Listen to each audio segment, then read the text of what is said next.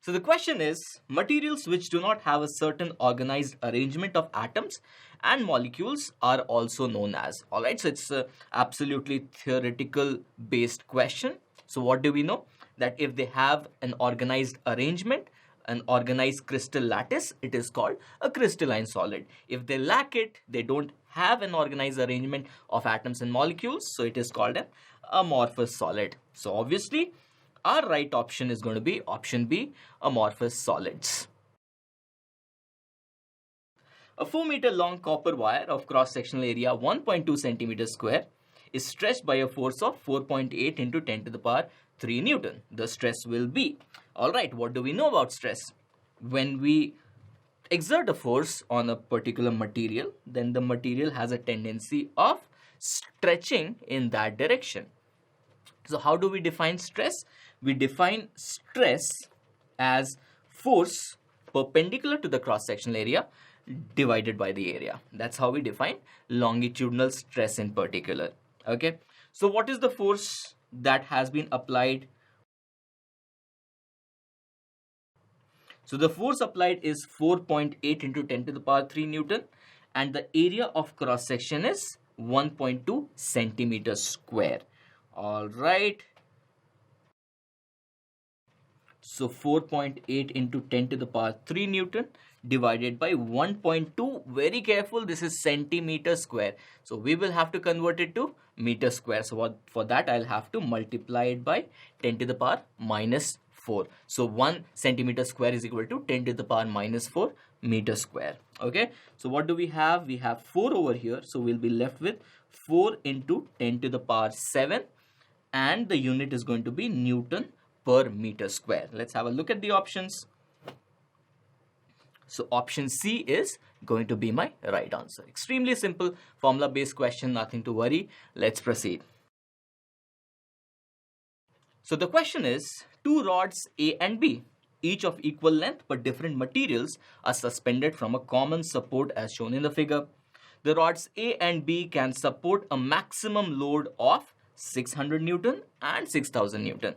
So A can support a maximum weight of 600 Newton and B can support a maximum weight of 6000 Newton respectively. If their cross-sectional areas are 10 millimeter square and 1000 millimeter square respectively, then the stronger material is. So the first question is, which one would be the stronger material? How do we judge if a material is stronger or not? Does it depend on the weight that it can withstand, or the area of cross section also has to do something with it? All right. So how do we measure the strength? We measure the strength by the stress it can withstand. Okay. So if the material can withstand a higher amount of stress, we can say it is going to be a stronger material. Okay. Now, how do we define stress?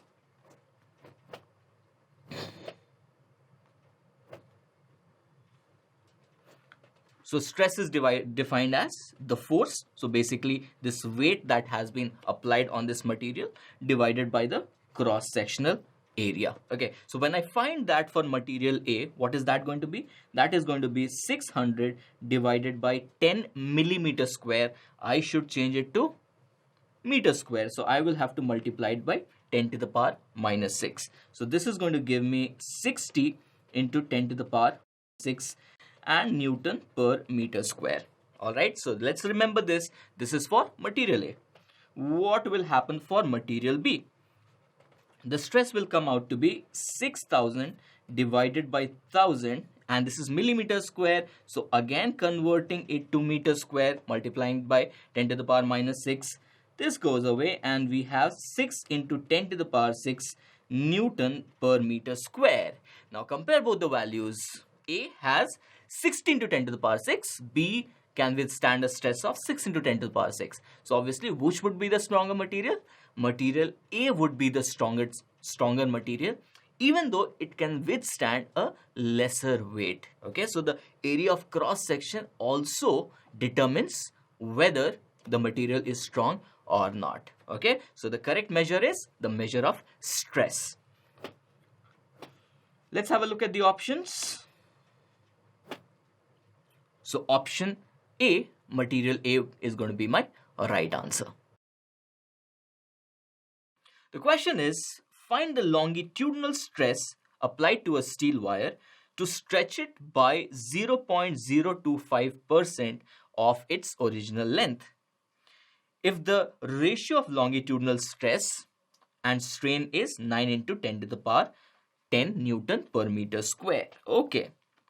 So what is the situation? There was a material. Okay. There was a longitudinal force acting on it. So the material increased in length. Okay.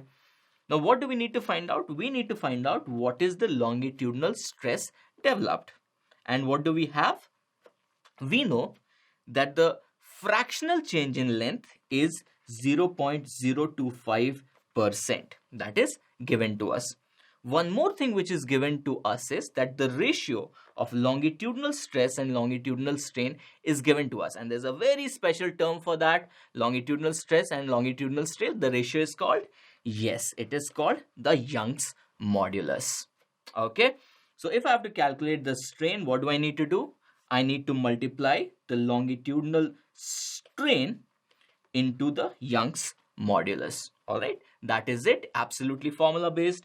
So longitudinal strain, notice that this is fractional, not in percentage. So if we have been given strain in percentage, we need to convert that to fraction. Okay, so if it is 0.025%, I can say that this is 0.025 divided by 100 in fraction. Perfect. Strain done. And what is the Young's modulus given to us? 9 into 10 to the power 10. So 9 into 10 to the power 10. Okay. So 2 zeros from here and 2 zeros from here gone. And then 9, 5, 45. 220 into 10 to the power 8.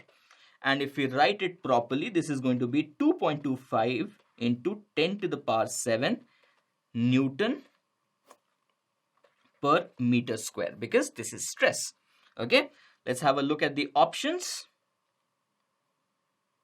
So option A is going to be the correct option. All right. So the question is, a wire increases by 10 to the power minus 3 times of its length when the stress of 10 to the power 8 Newton per meter square is applied to it in the longitudinal direction. Ratio of longitudinal stress and longitudinal strain in the wire is. Alright, so there is a wire and we have applied a longitudinal force. So what will happen? Its length will increase and it will also be under stress. Now, we have to find out the longitudinal stress divided by longitudinal strain. Basically, it is asking us to find out what? It is asking us to find out the Young's modulus. Okay, so what have we been given? We have been given the longitudinal stress already, but we have not been given longitudinal strain. Okay, but what we have been given is that the increase in length, can I say that the increase in length, I can call it delta L, correct? So the increase in length is 10 to the power minus 3 times of the original length. And what is the original length? Let's call it L. What does it mean? It means that delta L by L is given by 10 to the power. Delta L by L is equal to 10 to the power minus 3. So just a different language it has used to tell us what the strain is. Perfect. So I have both the things that I require. Longitudinal stress 10 to the power 8. Strain 10 to the power minus 3. And I have my answer in no time.